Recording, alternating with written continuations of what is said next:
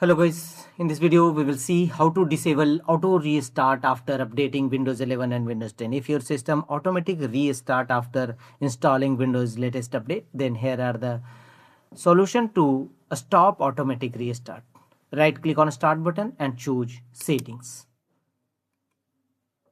From the left side of settings page, go to Windows Update.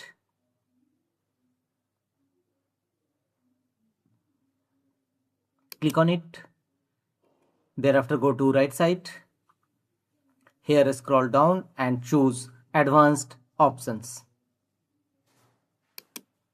Click on it.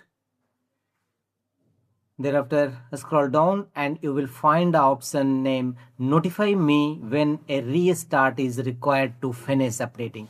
So notification when your device required a restart to finish updating. So turn the toggle button on. When your system requires any restart after update, you will be notified first, not automatically restart your system. You can also set active hours to automatic restart. Adjust active hours, choose manually and set a start day time and end time.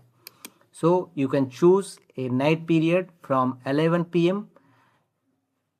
to 5 a.m. 11 p.m. to 5. You can easily change active hours in which your system will automatically restart after update finishes. It will not automatically restart in active or in the day time.